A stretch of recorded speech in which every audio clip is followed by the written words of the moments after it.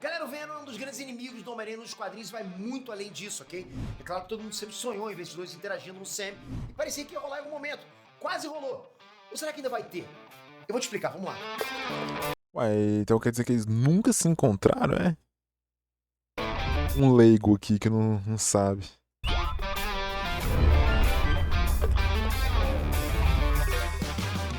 Inestrantes, Peter aqui. Eu, você, o mundo inteiro, a gente ficou esperando pelo encontro entre Venom e Homem-Aranha no Sam. Todo mundo, né? Talvez o crossover mais esperado de todos os filmes da Marvel. E nunca aconteceu. Mas, Peter, por que crossover? Você é tudo Marvel, você é tudo personagem do núcleo do Homem-Aranha? Porque no cinema, cara, a coisa é bem mais complicada que nos quadrinhos. Como sempre, entende? Então é um crossover, não é tão fácil assim. Todo mundo lembra que a Marvel começou o Sam ainda sem ter o direito de usar todos os personagens da própria Marvel. Por quê? Por que isso, Pedro? Eu vou explicar. Porque lá nos anos 90, os direitos de um monte de personagens foram vendidos porque a Marvel tava mal das pernas, entende? Quase faliu. Aí os caras foram lá e começaram a vender para alguns estúdios, entende? Então a gente tinha lá o Quarteto Fantástico, né? E os X-Men com a Fox. E o Homem-Aranha, pô, tudo relacionado ao Homem-Aranha tava com a Sony. Tanto que tinha filme dessa galera toda antes do Sam começar de fato, entende? Que aí começou de fato o Sam no filme do Homem de Ferro em 2008. Bom, com o Quarteto Fantástico e os X-Men, todo mundo sabe o que aconteceu. Eu lembro do Homem de Ferro.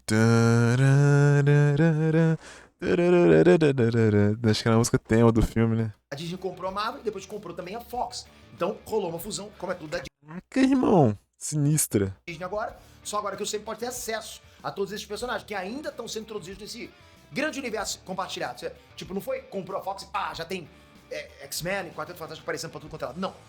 Essa compra, inclusive, da Fox foi coisa recente, né? A compra da Fox rolou em 2019. Com a Sony, a coisa é diferente. É uma empresa sem nenhum vínculo com a Disney ou com a Marvel, mas que tem direito sobre o Homem-Aranha e todos os personagens relacionados ao Homem-Aranha. Não tinha Homem-Aranha no Sam até 2016, quando o chefão da Marvel, o Kevin Feige, fez uma negociação mega complexa e muito cara com a chefona da Sony, a Amy Pascal. E eles conseguiram colocar o Homem-Aranha em Capitão América Guerra Civil. Bom, depois começaram os filmes do Homem-Aranha e ele também apareceu nos filmes dos Vingadores. Mas tudo isso, galera, Muito cara. Pro Peter tá falando isso aí, realmente foi caro mesmo, hein? é fruto de um grande acordo entre Marvel e Sony. Tem muita grana envolvida e várias limitações, tanto pra uma quanto pra outra, ok? Muita coisa, muita letrinha pequenininha. E tudo porque, enquanto isso, a Sony começou a criar um universo compartilhado do Homem-Aranha com os personagens que ela tinha. Foi daí que saíram os filmes do Venom, da Madame Teia, do Morbius, do Kraven, né? E rolavam referências entre os dois universos. Da mesma forma que o Homem-Aranha e alguns dos vilões dele passaram a existir no Sam, esses caras, de certa forma, também existiam no chamado Sonyverso, entende? O Abutre, por exemplo, ele surgiu no Sam, mas aparece lá no filme do Morbius. E o Venom reconheceu o Homem-Aranha vendo ele na TV. E tudo isso fazia sentido, porque a Marvel começou a falar em conceitos de multiverso. Então, tudo é canon. Basta os Pô, estudos interessante isso aí, né? se entenderem pra isso. Ah, foi feito antes do CM. Não importa. E aí que a gente chega em Homem-Aranha Sem Volta Pra Casa. Quase rolou. Junto com o Doutor Estranho no Multiverso da Loucura, Homem-Aranha Sem Volta Pra Casa foi o filme que escancarou o multiverso dentro do CM, entende? E é curioso, galera, que o Doutor Estranho tá diretamente envolvido nos dois, percebe? No caso do filme do Homem-Aranha, pô, ele faz um feitiço pra todo mundo esquecer que o Peter Parker é o Aranha. Lembro, eu vi. Mas ele é atrapalhado. E o resultado são portais abertos pelo multiverso, de onde saem vilões de outros filmes do Homem-Aranha. E também outros Peter Parkers. Os dois antes do Tom Holland. E tem mais uma coisa que sai do multiverso também. Numa cena do pós-crédito, Venom, Tempo de Carnificina, aquela mesma cena onde o Venom reconhece o Homem-Aranha na TV, o simbionte fala pro Ed Brock sobre outros universos.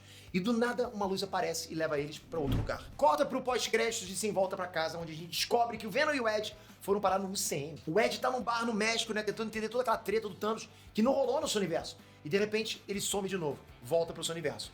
Só que uma gotinha da gosma preta do Venom fica lá, se contorcendo no balcão do boteco. Ou seja, o Venom está oficialmente no CM. Não tem como esse crossover não sair, certo?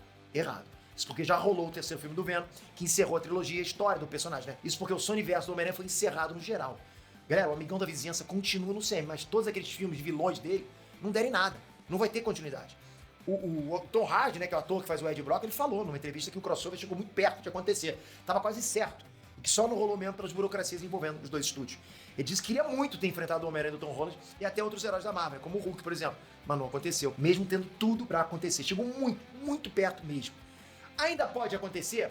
É difícil. Mas a gente também não pode descartar totalmente o crossover mais aguardado da Marvel por vários motivos. Tipo, o Sonyverso acabou, tudo bem. Mas a tal gota do Venom ainda tá em algum lugar do CM.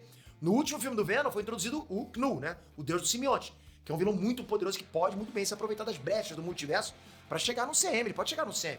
Isso não seria difícil pra ele. Na real, o multiverso em si, cara, faz com que ainda seja possível, mesmo que não aconteça nada mais no seu universo. No CM pode. E além disso, a gente tem agora Guerra Secreta chegando, né? E o Venom tem relação direta com a primeira HQ das Guerras Secretas, dos anos 80. Porque foi nessa história que o Homem-Aranha arrumou aquele traje preto no espaço lá que depois foi revelado pelo Reed Richards como um ser vivo, um simbionte, que se tornou Venom. No começo, o Peter Parker achava que era só um uniforme, pô, que ele se vestia na vontade dele. Pensava, vinha o uniforme todo pra ele. Percebe que todas as cartas desse jogo estão na mesa.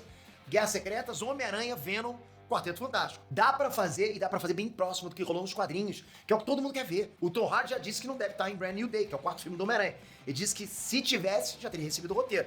E sinceramente, não cola, né? Ele pode receber o roteiro depois, se for uma participação menor, ou até nem receber o roteiro. E se a Marvel quiser guardar segredo total?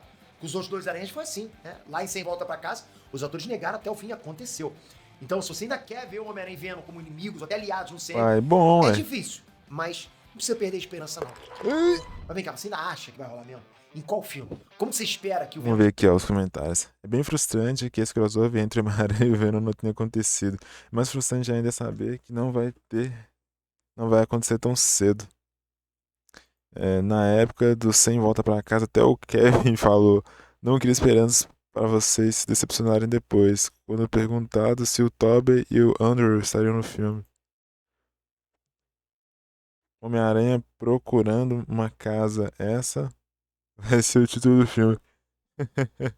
Esse vai ser o título do filme, de fato.